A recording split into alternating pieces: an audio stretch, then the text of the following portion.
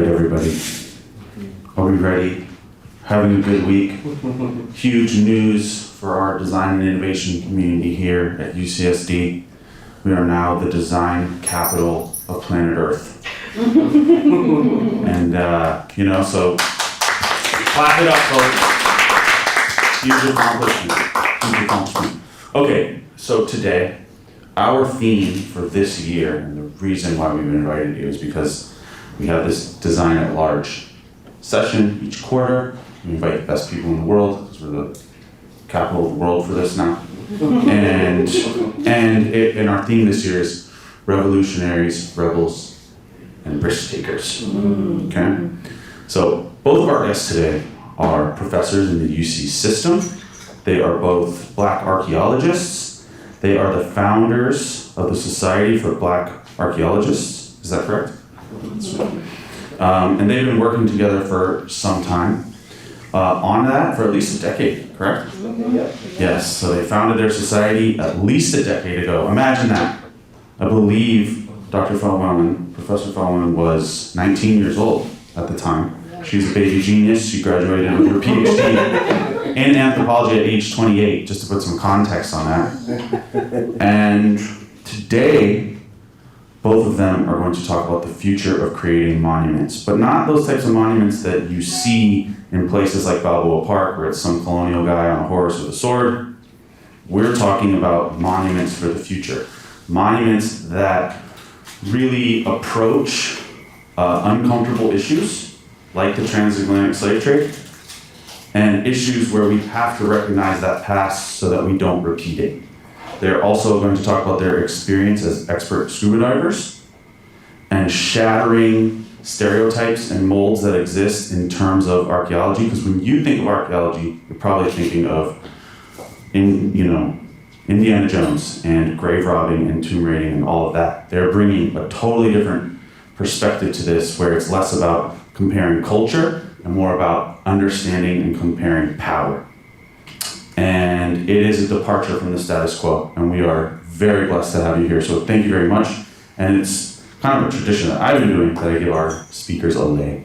So, do that. One. And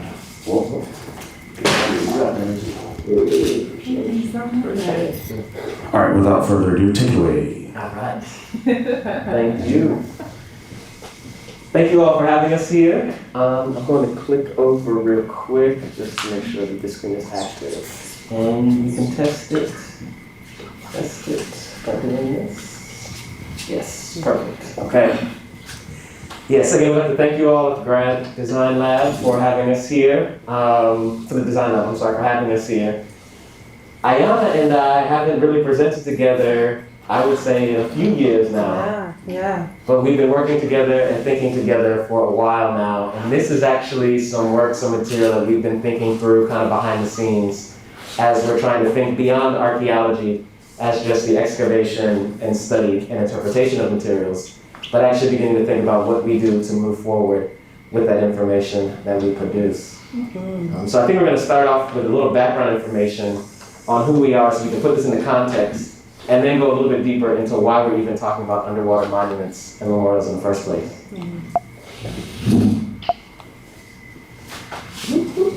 Okay. This thing worked before. Don't fail me now.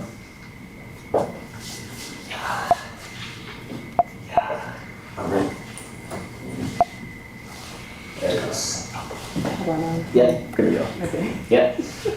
All right, so we're going to give a little bit of background into the context and the work that we do. We're going to talk about theorizing this idea of the black Hadal and spectral registers, so don't worry about trying to figure out what that means yet. We'll work all that down. We'll talk about monuments and how monuments dedicated to the transatlantic slave trade and the Middle Passage are currently being developed. And then we're going to go a little bit deeper and think about how we take this theorization of the black Hadal and apply it to memorialization to think about what future memorials could look like. And Dr. Flewellen will tease some things that they are experiencing working with.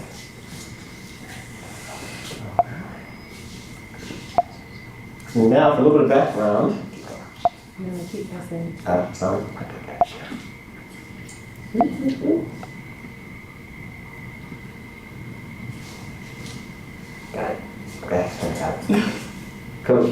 There's no sound for these videos, so don't try to turn the volume up on your computers. But we just want to for context. Go ahead. Yeah, so just for a bit of context that really sets the stage for the kind of work that Justin and I do together. We're co-founders of the Society of Black Archaeologists, which was founded in 2011. I was, as Kilu mentioned, an undergraduate at the University of Florida, and Justin was a first-year graduate student. And this space was really designed to create a network for archaeologists of African descent, to have a space to feel supported in this research, but also to really create a space within our field that really centered on community engaged and community collaborative research. So in this sort of vein, Justin and I were introduced to a fantastic man by the name of Jay Hagelin, who's actually in our audience in Zoom world right now, that reached out to us from Diving with a Purpose, which is a nonprofit organization dedicated to oceanic conservation and preservation of submerged heritage resources. And Jay was really interested, along with other colleagues at Diving with a Purpose, in training archaeologists of African descent who were formerly trained to do terrestrial work, so work on land, to do that work underwater. And I will say for me, it was something otherworldly. There are a lot of statistics that really point to the fact that within the field of archaeology, less than 1% of practicing archaeologists are people of African descent. And those numbers tend to relate to or correlate to those who are practicing archaeology on land. The number of archaeologists who practice underwater is far, far less. So to actually be in a space to see myself doing maritime archaeology, let alone conceiving of underwater monuments, really felt like something outside of even my perception of what was possible. And Diving with a Purpose, this nonprofit organization outside of the field that's gained all this fantastic experience in collaboration with the National Park Service, as well as other international organizations like the Slave Fox Project, as well as NOAA, have really created the space for those of us who were trained inside of this discipline to have skills that we ordinarily did not have access to. So diving for me was otherworldly, especially when it comes to the kind of work that Justin and I both do, which is on the African diaspora, right? So now we're thinking about what kind of sites are related to the African diaspora that are submerged, near water, that are really telling compelling stories about this history and how we can tell them in the present. So I'll hand it over to Justin so he can also share a bit about his experience with diving. Yeah, definitely. I think, in addition to the fact that we are able to use underwater archaeology to explore our heritage that is submerged, it also provided us with this unique call and opportunity to actually develop capacity to do this work in other spaces as well. So we knew that in addition to looking for Black history underwater, we would also have to train individuals to begin to scuba dive, to do underwater archaeology, and build out a program and a system where we could begin to explore these areas in different and unique places. As a result of that, we built a deep collaboration with Diving with a Purpose. Dr. Flewellen is a board member of the organization. Both of us are instructors with their maritime archaeology program, and they've developed a wide-ranging suite of opportunities, including new programming down in Costa Rica, so they're taking it internationally, and have been working with the Smithsonian Slave Wrecks Project for a number of years. With all of that said, as we begin to do this work and uncover elements of Black history that is submerged, we're forced to ask new questions. Mm-hmm. So when we think of underwater history and heritage, we often think of ships. When we talk about Black history and ships, we think of slave ships.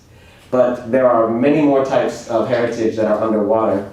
For example, Diving with a Purpose recently memorialized the Tuskegee Airmen plane wreck in Lake Huron, Michigan, which is submerged in the lake because it wrecked in the lake. That gave us a new perspective in terms of understanding Tuskegee Airmen's role in the state of Michigan, as well as understanding their role in preparation and training before they went to World War II. So it really opened our eyes to this idea of having to extend beyond just discussions of slavery into another sphere. With that said, it also led to us co-developing a research project in St. Croix in the U.S. Virgin Islands, or the island traditionally known as II. Dr. Alicia Odewale, our collaborator and partner, has developed this promotional video that we often show. And through funding from the UC HBCU program here in the University of California, as well as seed funding from the Smithsonian Slave Wrecks Project, we've been able to develop what has now been a multi-year archaeological field school site where we take students from the Caribbean Center for Boys and Girls, train them in archaeological practice. We have colleagues with junior scientists in the sea and diving with a purpose that train students in scuba diving. And we've really been able to bring historically black college and university students out with us to the field, to train them in archaeology, and to get them engaged in the work that we do. Yeah, so this is just some of the work that we've been doing at the Estate Little Princess. We're more than happy to answer questions about what that work looks like, things that we've excavated, some of the conclusions we've arrived at. But I think most importantly is this idea of doing terrestrial-based archaeology work and then applying it to underwater sites and our understanding of these submerged areas. So we just want to give you that background first before we get into this larger talk now about memorialization. Yeah, so if you're not familiar, Monuments Lab recently released an audit of all the monuments that are really here in the United States. And something that we've noticed within this, and even in conversations with organizers, with Monument Lab, are the lack of monuments pertaining to or underwater more broadly, right? And it also should be stated that the concept or the sort of recent discussions around monumentality are not happening in a vacuum, right?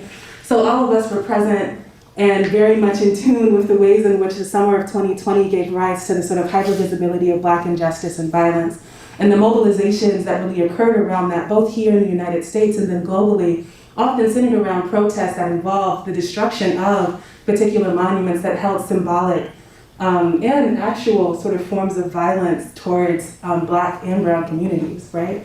So there's a lot of movement around that time around pulling down and transforming these Confederate monuments more broadly. So this kind of work around monumentality isn't happening in a bubble, and we're thinking through the ways in which thinking about the transatlantic slave trade and monumentality around these particular histories, you know, counters this narrative around the sort of transformation of Confederate monuments to a sort of building of monumentality that shares stories of healing, that shares collective traumas in many ways, that open up the possibility for other ways of being and other forms of Blackness to exist. Mm-hmm. In talking to our colleagues in the monument space, one of the things that we realized is, one, the definition of what a monument is very complex. You have some monuments that are sort of composite monuments, where they're separate monuments collaged together, and you have to count that as one monument or separate monuments. You've got some monument spaces or memorial spaces that might not be, you know, architectural, structural, three-dimensional features, but still serve a similar purpose as a monument. And most importantly, what we recognized is the conversation and understanding of underwater monuments was nearly void. Mm-hmm. So we started to ask the question of, one, are there underwater monuments and memorials? And two, if they're not, what would it look like to create one? Specifically one dedicated to the African diaspora and to the memories of the transatlantic slave trade and the Middle Passage. Then we would be remiss if we didn't also mention, you know, Sion and Modukwe from the National Museum of American History and the conversations that we've all been having together around monumentality and thinking about underwater monuments, as well as the fantastic work that Tara Roberts is currently engaged in, also thinking about monumentality in these really expansive ways for the public. Definitely. All right. Now we're going to get very theoretical, and we hope that you can hold on and listen. It's a lot of fun. It's a lot of fun. So first, we're going to break down some key concepts in this process. We titled this talk, The Black Hadal. And for those of you who are in marine sciences, you might know what Hadal is. For most of us in the room and on Zoom, we probably have no idea. When people think of the bottom of the ocean, they think of this term abyss. And the abyss is a very deep part of the ocean, but it's not the deepest part. The deepest part is known as the Hadal Zone. 2,000 feet below the ocean, or below 20,000 feet, yes. Below the sea level is where you reach the Hadal Zone. And it's in the Hadal Zone that a number of impossibilities are made possible. Mm-hmm. And I want to let Dr. Flewellen talk a little bit about what those are. Yeah, definitely. So out of the 33 sort of Hadal zones that are currently on Earth, 3 of them exist in the Atlantic, and one of them is off the coast of Puerto Rico. But the really exciting thing for us in terms of theorizing the Hadal Zone and thinking about the Black Hadal is thinking through what is made possible in these deep zones, right? So oceanic life that lives in these particular zones oftentimes can't actually exist in spaces outside of it. So there's something very unique about the sort of pressures in which organic life is existing that ordinarily cannot be occupied. And it got me thinking very seriously and intently about the ways in which Blackness and Black people exist in particular zones that feel inhabitable by other people, right? So one of the things that we're really excited about is really thinking about what it means to have histories that are deep in the ocean floor, that are really under insurmountable pressures. When we think about like loss, for instance, when you think about the grief and mourning of the transatlantic slave trade, for instance, and the ways in which there are technologies that then create the space to making these histories visible. So that's just one sort of way in which we're thinking through the Hadal Zone, but I wanted to speak a bit about Puerto Rico. Yeah, no, I think another element that we're exploring as well is going back to this concept of Black geographies, and I'll touch on a little bit later. But this concept of, again, historically when we talk about slavery and colonialism, oftentimes African people were forced to occupy and live in the areas that were seen as uninhabitable. So what does it mean then to reside in these uninhabitable areas, and what do they become as landscapes and geographies? The interesting thing about the Hadal Zone off the coast of Puerto Rico is that since the 1970s, it has been known to be used as a dumping site for pharmaceutical waste.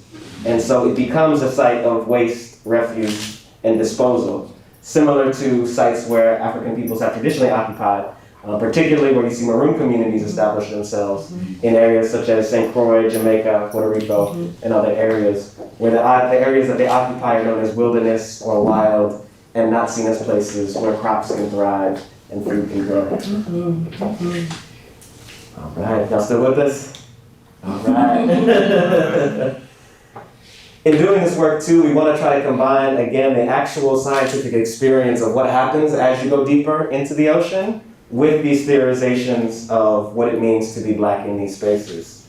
So there's a thing called thermocline that exists. So I'm not going to get too technical here because we want you to stay with me. But for any of you who scuba dive, do we have any scuba divers in the room?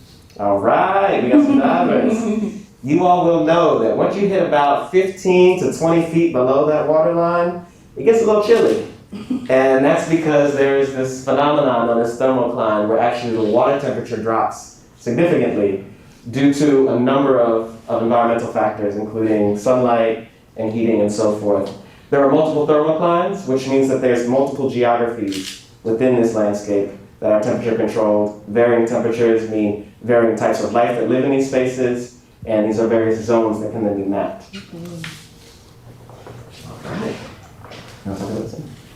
Well, we're also thinking about, the sort of ways in which the body interprets and experiences life underwater as well. So one thing that comes up for us are the ways in which we actually experience and view light differently, especially at varying depths. So something that we're also thinking about are the ways in which colors, red, yellows, greens, purples, blues, the ways in which we see less and less of the color spectrum the further we go down underwater because of the ways in which sunlight doesn't reach these areas. So we're also thinking, and we'll share more about this when we're thinking through somatic monuments and the monumentality of the body, the ways in which we're able to experience and have an effective sort of engagement with monuments underwater relies on the sort of understanding of how our physical bodies interact in that space. And again, thinking theoretically, the deeper we go into uncovering this history, the less we're able to visibly see by our current technologies. Which requires us to be creative around the technologies we use to unearth these histories and make them legible. That part. Also, we're thinking about the atmospheres and the amount of pressure and weight that occurs as you go deeper and deeper underwater. So each square inch of surface is subjected to about 14.6 pounds of force. That gets multiplied as you go deeper and deeper in the water. Roughly every 10 meters you go deep, you get a multiplier of 2.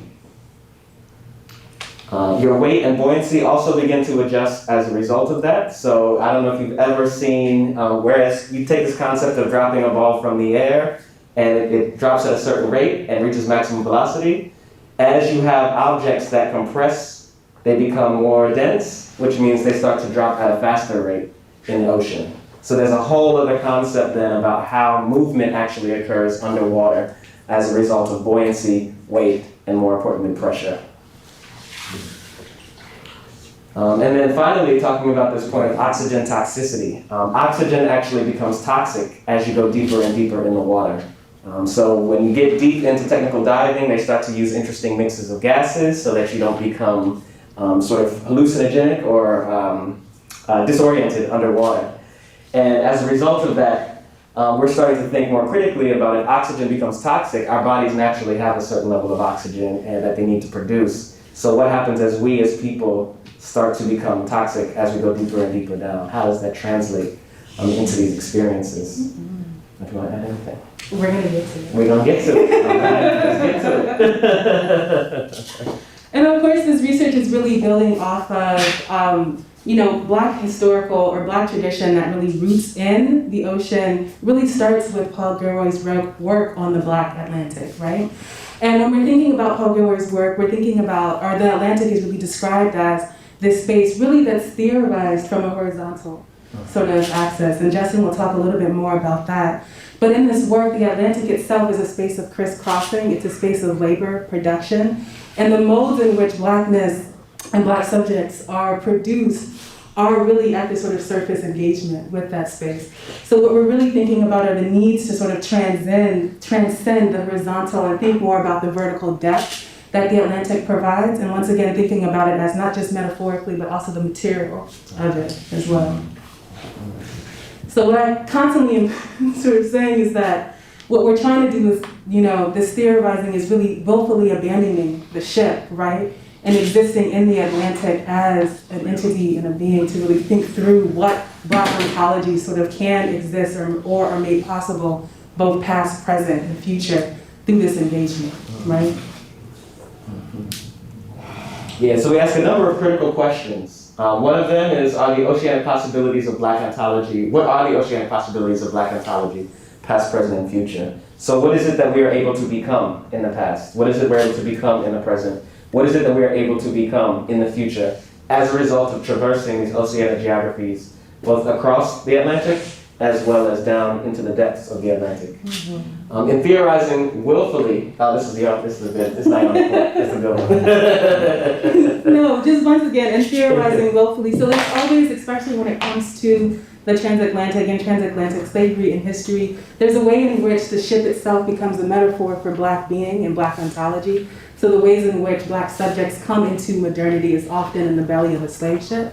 So we're made to ask what's possible when we actually think of the Atlantic as a space of Black possibility that willfully jumps ship, that willfully exists outside of the confines of a ship hull. And I have this book on the screen, The Deep by River Solomon, because it really is thinking about the sort of creative space of possibility that exists for children that were tossed over ships.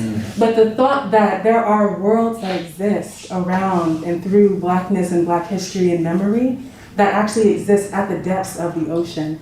So there's also a lot of ways in which creative writing in a Black feminist tradition are already doing this kind of scholarship that I think we as archaeologists can really play into and expand upon. Right, definitely. I mean, we know Christina Sharp has written a lot about what it means to be in the wake of slavery. We understand Elizabeth Delaray has written a lot about this idea of ontology and how the literal transatlantic Middle Passage voyage allowed you to go from this state of being free to being enslaved. And then I've written a little bit about this concept as well, about the inability to actually colonize the ocean has made it an interesting sort of transcendental space where identities can be formed and reformed as people go from free to enslaved, and then as maritime maroons or runaway enslaved Africans then go from enslaved back to free through this zone. All right. We also want to point out this idea of the Atlantic as both metaphor and material. I don't know if you want to pick this one up or if you want to go to the next one. Next one. And again, a lot of this work is building off of work in Black geographies. And as we're going deeper and deeper into these theoretical interventions of Black geographies, we're starting to think through some of the limitations of the ways in which it's currently practiced.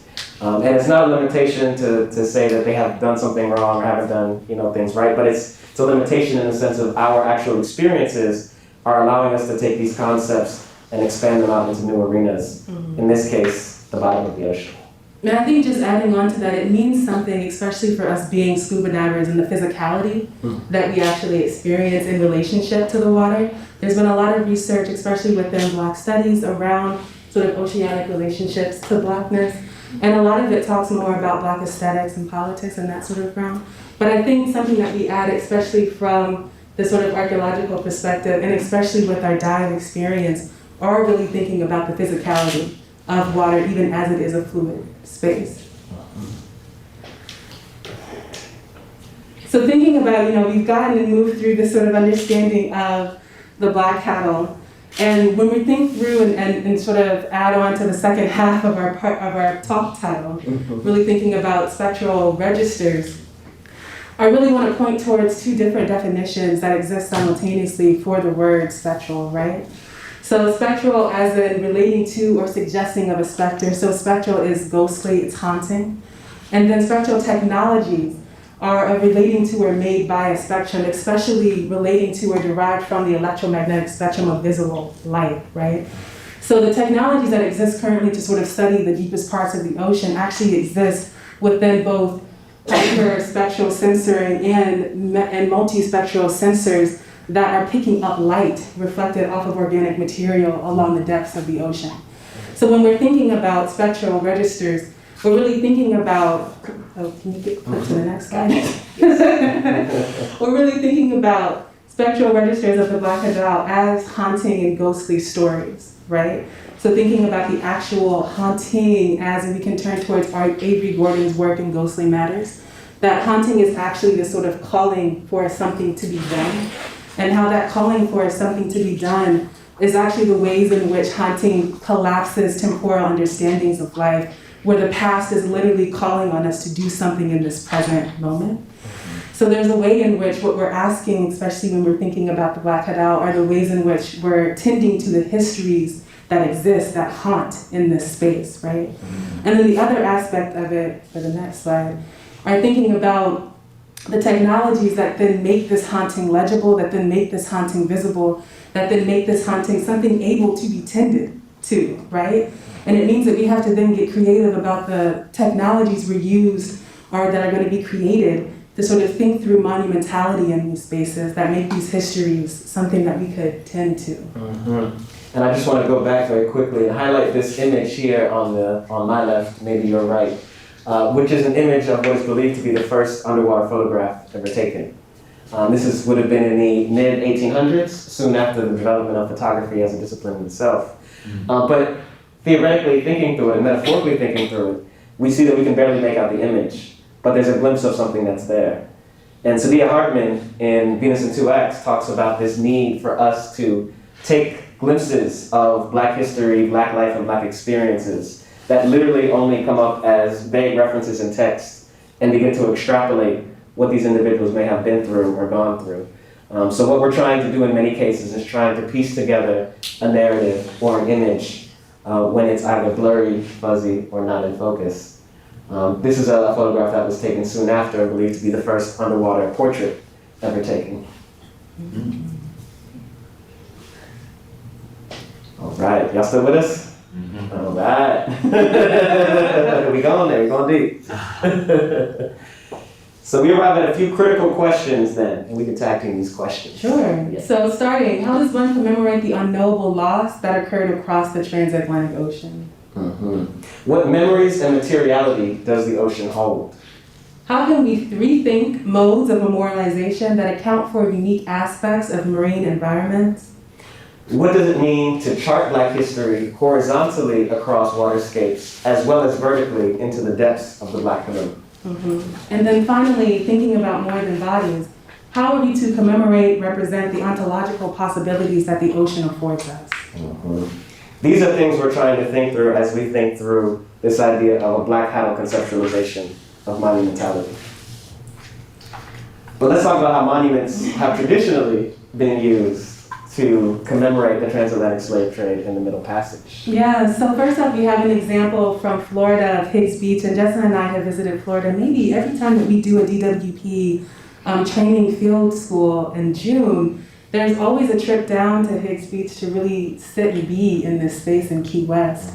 And Higgs Beach, it is nationally recognized, but it's a site where in 1860, it's the burial site of over 290 enslaved Africans that were rescued, that perished aboard a ship due to it, or in its phase of being rescued, apologies. But this particular site really is an example of the ways in which people are trying to engage in monumentality around the transatlantic slave trade in a very sort of transspatial, I think, location, right? So you're thinking about the beach, we're thinking about the sort of access of coastal areas and what it means to not only have burials in this space, but the ways in which the water then leaps onto the ocean and really causes not only just the sort of physical memory in that space, but then also other sort of sensory experiences of it. Right, so the actual terrestrial cemetery was used as the site of commemorating this Middle Passage voyage and those individuals who were buried there. Archaeologists actually did ground penetrating radar as well to locate the expanse of the cemetery, so it has been located. And then Gene Tinney and a few other individuals actually created the memorial that would be placed here at Higgs Beach. And beach sites throughout the Caribbean have been used as burial sites for the African diaspora, mainly because, especially throughout the Caribbean, all viable land was used for cash crop production. So oftentimes it becomes these particular sort of coastal zones that then are created as these sort of burial sites that often go unknown and unremembered until, coastal areas are eroding and bodies are literally made visible in those ways.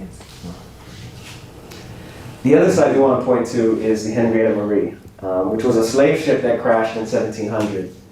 And this site is significant for a number of reasons. It was founded in the 1970s, and then in early 1990s, a group of divers from the National Association of Black Scuba Divers paired up with the Mel Fisher Museum and laid down a plaque at the site of the wreck off the coast of Key West, Florida.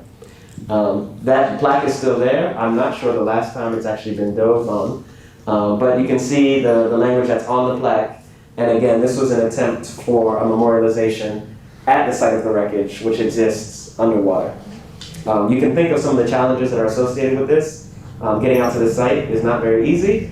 And of course, it's unless you're a scuba diver, you can't actually go down and view the site.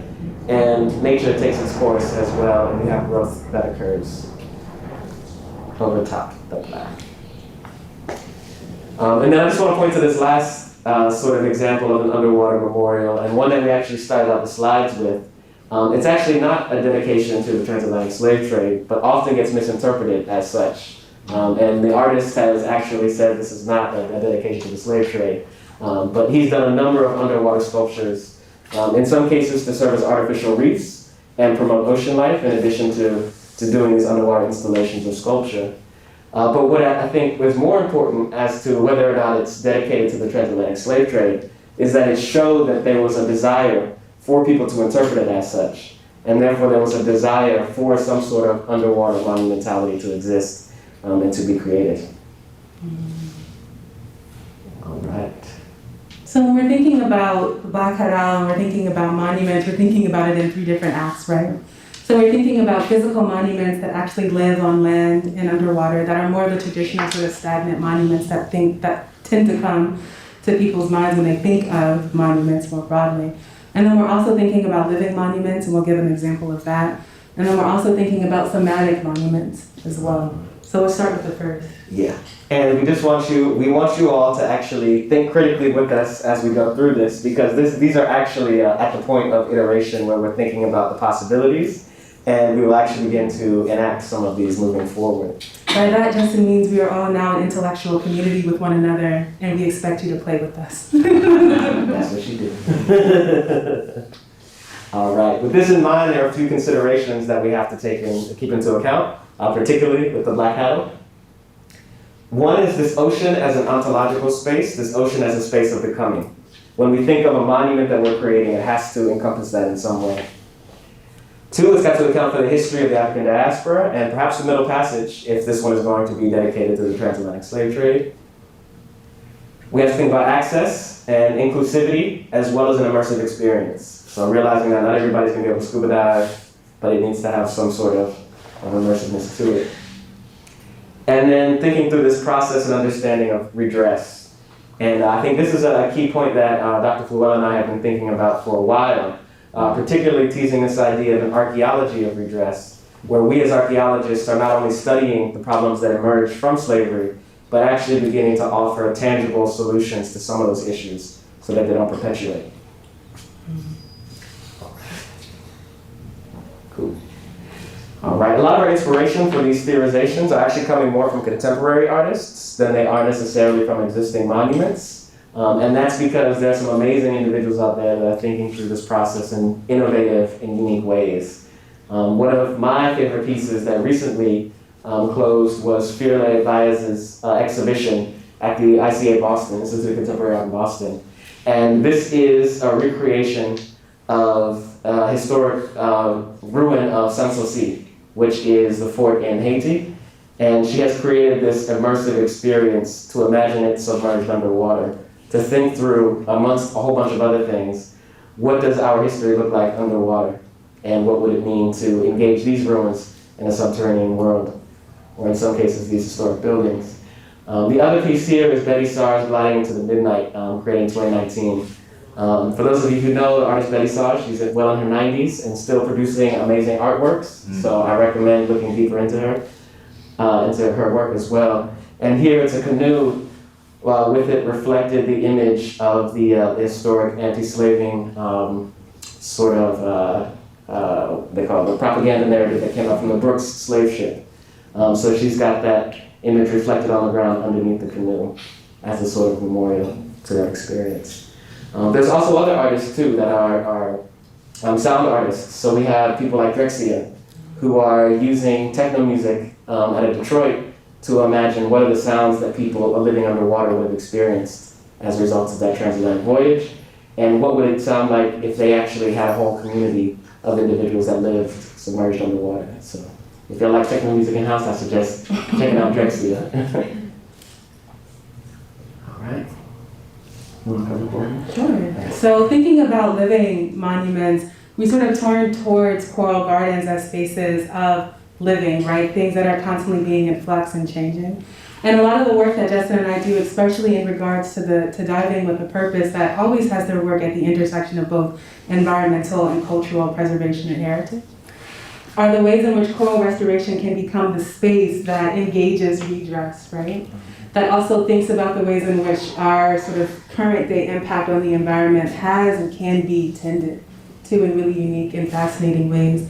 And part of this sort of conversation around coral gardens is also thinking about the innovative ways that people are engaging African burial sites on land as spaces that can be tended to as garden spaces that can be sort of have a different sort of lived experience, especially when those spaces are no longer in use for current burial practices.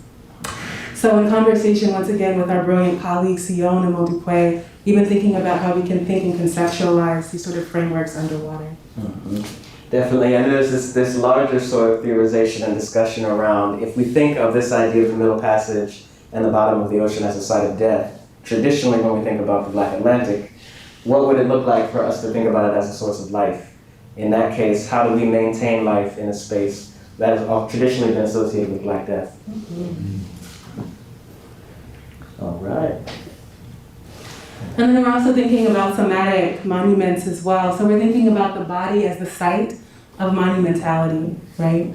And thinking about what's the actual affect of somatic monumentality. So what does it mean to sort of think through our bodies underwater in space, doing this memory work, doing this history work, doing this healing work? What are the soundscapes that make that possible? Justin mentioned Drexia and their fantastic electric music. I often turn towards Michaela Harris and her well-whispering music, she is literally an artist that is projecting her voice underwater and singing to whales off the coast of Brazil, and the whales are responding. Like there are ways in which she sings out and they sing back to her.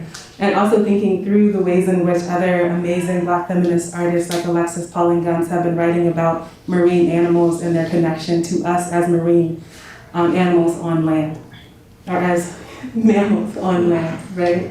And then taking it back to the top of our presentation, thinking about what sort of light and sight looks like in these sort of monumental experiences, as well as touch. And the thing that I lean towards that is often, rooted in a Black feminist tradition is around breath and breathing, right? So what does it mean to sort of think about the body as a monument to the transatlantic slave trade? What does it mean to actually breathe through those experiences? So earlier, Justin was talking about the ways in which our bodies actually experience water against it, and how as we descend further into the ocean, there's actually more pressure on the body. At certain depths, it can become 2 to 4 times as much energy that needs to be exerted just to breathe in and out. And yet at the same time, you experience what's called zero gravity, right? Which is this experience of weightlessness even as your body is under immense amounts of pressure. So I've been trying to think through and theorize what is made possible in the space of feeling weightless, yet being under an immense amount of pressure and breathing through that, and thinking through the transatlantic slave trade, the history, the loss of it as the space to sort of breathe through and heal through. So with this in mind, the actual concept is that we would gather underwater and breathe together. We would gather underwater and listen to music together. We would write together, yes, write underwater together, and be in this sort of process of bodily monumentality in really innovative and creative ways. Mm-hmm. And again, I think a lot of this plays off of some of the work that Dunnavant talks about in Something Torn and Something New, where we're thinking about this process of collective mourning. And this idea that when we're talking about something as horrific as the transatlantic slave trade, collective mourning has never been possible because we haven't been able to fully account for the loss that we have experienced. So as we go through these different processes, we're slowly uncovering different aspects and elements of that loss with an attempt to address them either individually or collectively. And here we're talking again about monuments to the transatlantic slave trade, but there are so many other possibilities that we can begin to think about when we think about monuments to African people or memorializing Black experiences in the ocean that don't necessarily involve slavery and the slave trade. Furthermore, we can think about other geographies, other communities, and other individuals, and what their types of memorialization and thinking would look like if we go deeper into the Hadal. Thank you. Thank you.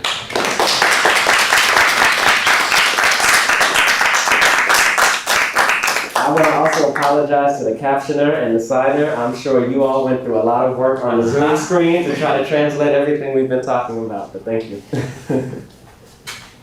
Right. Okay, folks, thank you guys so much. That was outstanding. Got me thinking very deeply.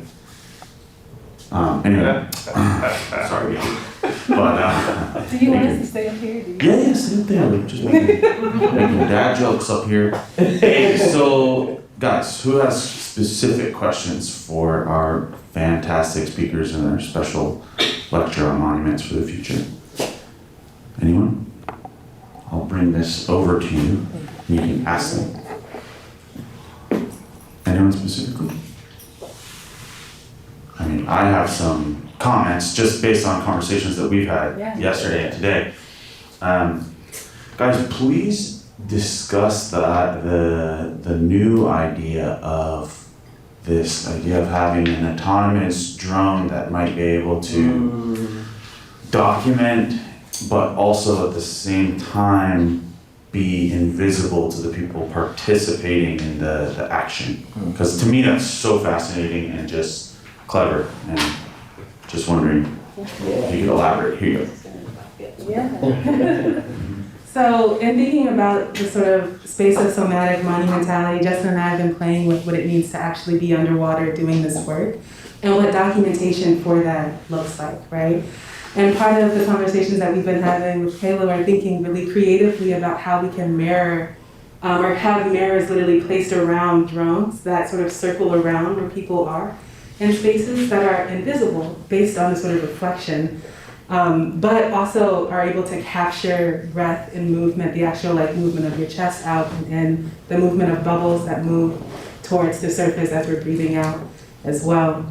But also going back to this understanding that throughout, the sort of the archive of the transatlantic slave trade, what we are presented with is that the Atlantic is the site of death, of Blackness. So it actually is truly transformative, especially in the sort of onset of this work, thinking about what it would look like to have Black women breathing underwater, what it would look like to actually have Black women breathing and alive underwater, and how that action within itself and the documentation of it is a counter narrative to what we're presented with throughout the sort of era of the transatlantic slave trade. Hi, thank you for the incredible presentation. Loudly. I think for the Zoom folks, they need the microphone. Oh, okay. Sorry. Yeah. Thank you for that incredible presentation. It made me think about so many things, right, that I've never even thought about, like writing underwater. Like, can you do that? What do you use? That's not my question. You know, when we think about monuments and we think about telling the story of monuments, there's history and memory, and there's this question of whose history, whose memory, and whose stories are we telling? And this came to the forefront really, you know, with Nicole Hannah-Jones's work, right? This questioning of whose memory, whose story are we telling? And I'm curious about the process you go through in determining how to present these stories, these memories. And because I'm just interested in this work, I have my own projects where I'm struggling with the same things and wanted to see what your process is, and if you have some sage advice on how to go about doing that authentically, respectfully, and honoring, a lot of different people and memories and history. So. Yeah, no, I think that's a beautiful question. And something that I think that we all need to, that causes us to critically think about the purpose of monuments and the roles that they serve. I think the way that they've been presented to us is this idea that they're permanent fixtures that need to be permanent, and that we need to have them to somehow remember, because if we don't have a monument, we lose the memory. And that memory loss might be a bad thing. I think all of those are things that we need to recreate and rethink. I was listening to a narrative of I think it was an archaeologist I was talking to, Danae Elder, and he was known as one of the leading sort of healers and knowledges, keepers of plant knowledge. And he was taking students around and telling them all the knowledges of different plants. And one of the students said, "Have you written this down?" And he said, "No." And they said, "What happens when you pass away?" And he said, "We'll lose that knowledge." And he said, "Aren't you worried that we're going to lose this knowledge?" And he said, "No, because when the knowledge needs to come, it will come. And when it needs to go, it will go. And there might be certain reasons why knowledge goes, and there might be amazing things that come out of the process of somebody else trying to uncover this knowledge again." And I think that's the way we need to think about memory and these roles in monuments. With that said, I think part of the reason why we're focusing on these underwater memorials and monuments now is because we see a need amongst our community to revisit this. There's a need, there's an interest in people who are interested in swimming. We have colleagues all the time that tell us, "You're a scuba diver, can you teach me how to dive? I want to go to the bottom of the ocean." We've got colleagues who are artists that say, "We would love to get down there just to experience what life is like underneath the water." And so for us, this is almost like a teaser, trying to encourage people to explore. And I think once you do that and you engage in that exploration, it's going to kick off so many more memories, ideas, things that we don't even know. And I think that's, to me, that's the role of a monument or a memorial, is doing that work. And I think just to also add. You need the mic. Okay. Yeah. I got too excited. Never bad. Always. I think also to add on to that, there also, I think for me, is this understanding that monuments that are created, whether the physical ones, living ones, or somatic ones, the experience of them is outside of the sort of intention placed inside of them, right, in their creation. So there's a way that, like, as we come to various art, as we come to various forms of experience, even, the ways in which I experience breathing underwater would be completely different than the person who would be beside me. But there's something really beautiful in that organic, sort of personamorphic almost experience of it, right? And it doesn't make it it doesn't mean those two stories aren't important or aren't a kind of truth. So I think that there's, like, that also comes up for me when thinking about whose stories are being told. I also think that the story in the wake of the transatlantic slave trade, we all live in it, it's world history. So I think even the ways in which various people are coming to art exhibitions around these themes are coming to the sort of monumentality of, like, the confrontation of the slave ship itself. Like, the kinds of stories that are ingrained in our actual bodies to that, based on the kinds of histories we actually carry with us, all hold their own right? And they're parts of this sort of larger narrative. So I think, like, being able to actually be in discussion with people around the ways in which they experience spaces And having like the sort of differences in experience be sites of connection versus like distance and pushback allows for a more fruitful engagement around what's possible across various forms or facets of identity.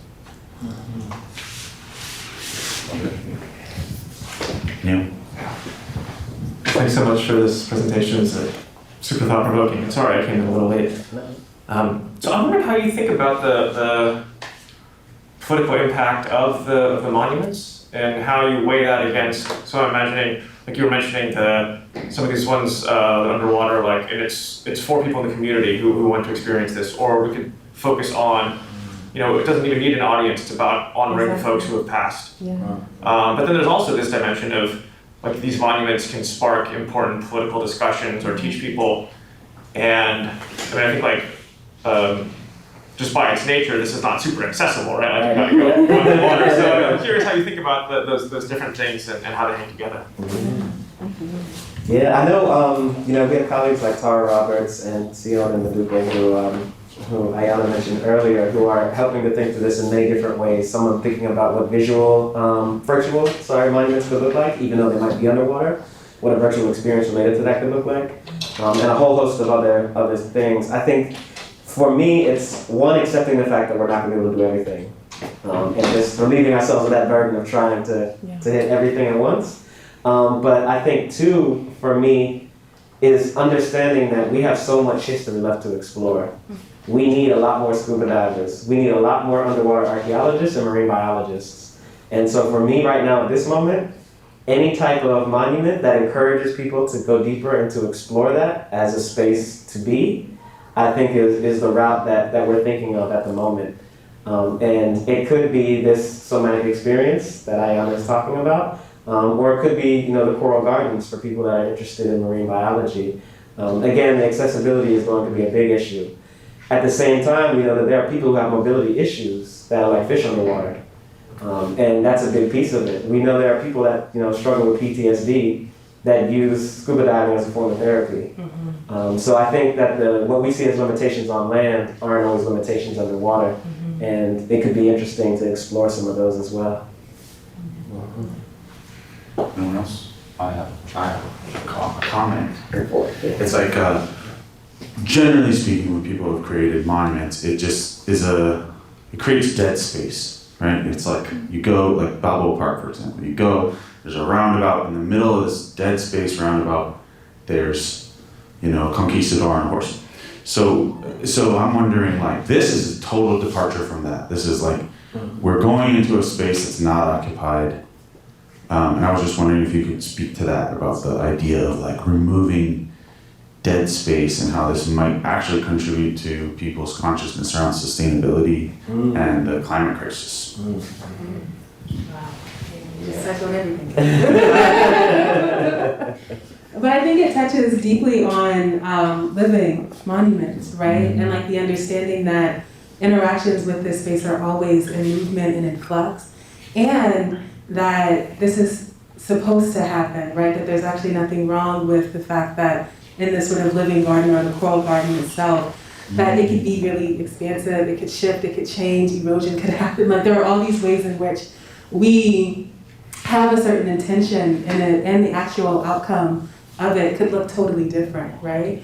But part of that is like an understanding of the sort of building of monumental space and monumentality underwater is a sort of, maybe it's a sort of divestment from the sort of supremacy of human interaction being what creates the monument itself, and that what also has power in the creation of that space is the ocean too.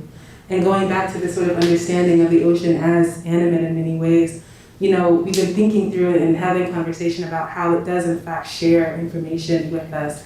And it also hides information as well. So even the recent sort of site that we worked at in St. John, you know, we got down there and the shipple officer was like, wow, visibility has never looked this good, right? Like, I turned to Kamal, who's at my side, who's done work on a number of different ships involved in the transatlantic slave trade, including the San Jose. And the ways in which he and I looked at each other and said out loud, oh, the ocean has opened itself up to us today. Like, there's a way in which we understand that, like, creating monuments in this space is in conversation with the environment around us that displaces the sort of primacy that human creation has in the mix of what this sort of space of monumental creation can do. I think it also plays off of what Ayana was saying earlier about this idea of creating life where life was not supposed to exist, and the power of that. I think for me, one of the things I realized during this pandemic is everybody got plants, got pets, a whole new host of taking care of and caring for other beings became the go-to default reaction. And I think in many ways that reinforces humanity and what humanity means to us. And I've been thinking through and toying with this idea of us caring for species outside of ourselves as an active act of reinforcing our humanity. And I think something like a coral garden reinforces this idea that you have a responsibility to something that's outside of yourself. And you're reminded of it every time you're tasked to go down there and help to restore reefs or encounter, all of these different elements that you go there. It's beautiful. Okay, folks, do we have anything on the Zoom? Anything? No? All those kids who don't ask questions on there get docked 10 points. We got an excellent presentation and a thank you on the Zoom. How much time do we have? I just wanted to make, how much time do we have left? 5 minutes, okay. Last comment, just for me, there's like an intense interest in, it's kind of random, but also interesting from my point of view. There's intense interest in underwater mining now for rare earth minerals. And the actual headquarters for that decision-making process is in Kingston, Jamaica. I was wondering if there's potential for you guys to maybe approach that idea as well with your work. What do you think? Like in terms of activism and how it's not going to be good for planet Earth. I mean, I think definitely, especially with the example that we use for the sort of Hadal zone that is off the coast of Puerto Rico, the ways in which it's been used as a pharmaceutical dumping site, we're able to have these conversations around how the sort of depths of the ocean are seen as these desolate places that are actually vibrant with life that we have not explored more. We actually don't know about them. They exist outside of the frameworks of what we in this particular society and capitalistic society have placed value on, right? And we don't see them. There's also a way that they're not seen by us. And if we're not seeing them, then it's not important. So there's also like the sort of notion that like if you cannot see it, if it's not visual for you, then it's not as important. So I think there's also a way in this sort of theorizing, shedding light on the fact that there is life down there, and that life down there and the sort of marginalization of life at the depths of the ocean is actually akin to practices of marginalization that happen on land as well, right? And we can really think through, okay, how do we want to be experiencing and creating something different? I, for the life of me, will never understand why people want to drill into the center of this earth. When all we see, time after time are the ways in which the cracks, literally like the aches and pains of this earth, will teach us how small we are. But, The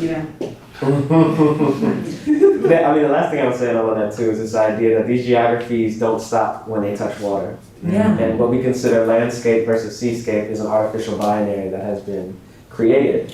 And we talked about this earlier with, was it Mauna Kea? This idea that it's the largest mountain if you actually go down to where it begins in the ocean to the top peak. Hello, Hawaii history for you. And it's also the youngest.